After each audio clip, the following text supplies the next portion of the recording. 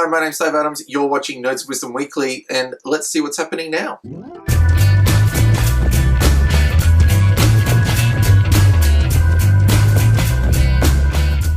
Nothing else matters this week. Nothing else comes close to this. It is Star Trek's 50th anniversary. That's 50 years of television. And boy, am I just giddy with excitement. Engage! Star Trek is, of course, without a doubt, one of my favorite shows of all time. Not just because of the content of the show, but because of what it means to me and what it meant to me growing up. One of my fondest memories was actually sharing Star Trek with my father. Now, he would tell me all about the characters and the cast, what he loved about it, and I looked forward with anticipation to the release of The Next Gen, which became my generation of Star Trek. I guess there was a lot of anticipation for me because I had seen the movies with my dad, I had seen some of the original series with my father, but we had a lot of anticipation coming into The Next Generation. It was not expected to do well and not expected to last, and I was just so excited that Star Trek was finally going to be something in my generation that I could be a part of. I was too young, I didn't really know whether it could make the distance. All I knew was that my dad was excited, I was excited. Resistance is futile. I wanted to see what was going to be new in this universe, and I was looking forward to a weekly show where we could sit down as a family and just watch Star Trek, people exploring space. Now, when they released it in Australia, they actually released the pilot of The Next Generation after they had the pilot for the original series, and the original series pilot had not been aired until this time. When it aired, I was amazed at this television episode from a show that came from the 60s and it had that sort of really fake alien look, and it had this really slow moving plot. But as a kid, I was captivated. I loved the story. I loved how it made me think. I was challenged about a future world I wanted to be a part of, and I got to see Spock laughing and giggling for the first time, which was no small thing. Of course, as many of you know, Captain Pike was the captain of the time and not Captain Kirk. He didn't come in until they reinvigorated the series. The most well-known piece of pop trivia today has to be that Lucille Ball was a key figure in re-establishing the series. She had recently divorced from her husband, gotten all the rights to the particular show. The first plot failed, but along with a few other shows such as Lost in Space and Mission Impossible, she put in Star Trek for going forward to the networks, and they didn't actually reject it outright. In an unprecedented attempt, they decided they wanted another pilot, which they just didn't do back then. The networks initially thought it was too cerebral, so they wanted to get rid of the captain and get rid of the alien with the pointy ears, which the networks did one of. But Captain Pike actually came back and became a really important part of the timeline. In fact, they even utilized snippets from the pilot, which audiences at the time didn't know what was happening. They used snippets of the pilot in it to make this link and part of the history. And of course, Captain Pike in the new Abrams release was the captain before Kirk. Now, I could go on with trivia and interesting facts, but I just want to share the story of what Star Trek has meant for me and how it's formed and shaped who I am. One of the things I love so much about Star Trek is that it took me seriously as an informed thinker.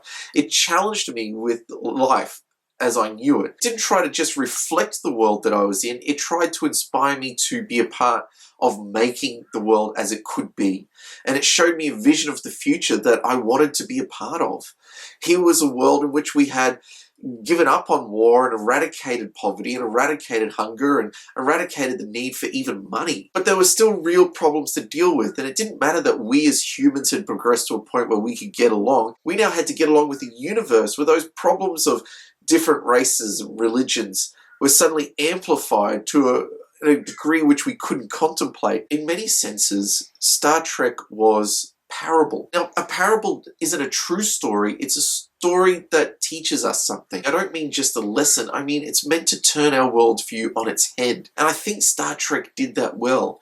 One of the things that Roddenberry did brilliantly was he brought in great science fiction writers who were interested in the vision of this world that he had, and try to nut out the problems that made it such a complex, deep universe. These stories spoke to me about the world in which I lived and the world I wanted to be a part of. In that sense, the show was as much inspiration and education as it was entertainment. And that's what burrowed its way into my heart, I think. Star Trek still has a lot to offer today, and it's really why I was disappointed with the Abrams films. Not because they weren't well-made films or they weren't exciting stories, but because in some sense they didn't help me feel connected or challenged about the world that I was a part of. And it didn't inspire me to a culture and society that I wanted to create.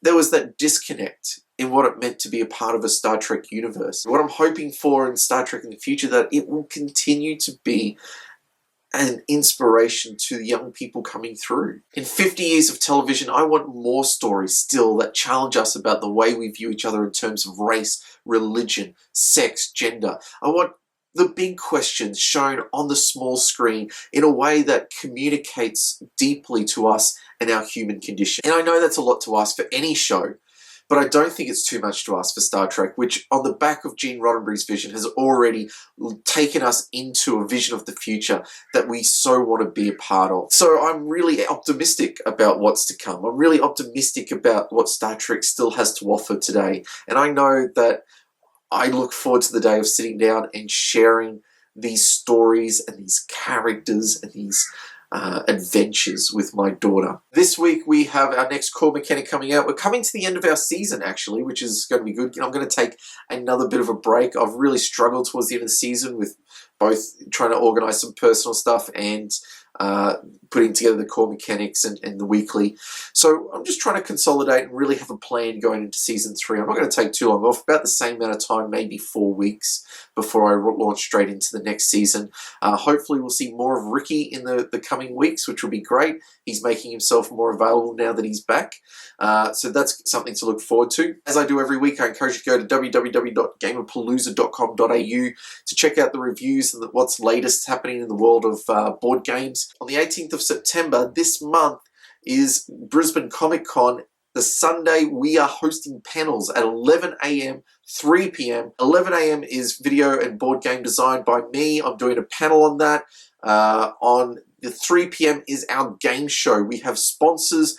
For this, we are giving out prizes to the audience. Got people joining us on panel, game designers, social influencers, that sort of thing. So it's going to be a big event.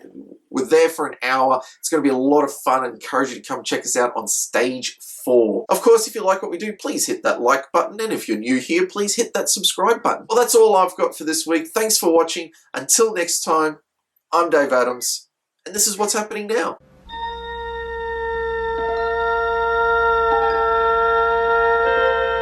Space, the final frontier.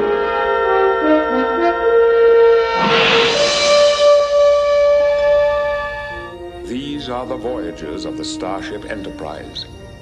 Its 5-year mission, to explore strange new worlds. To seek out new life and new civilizations. To boldly go where no man has gone before.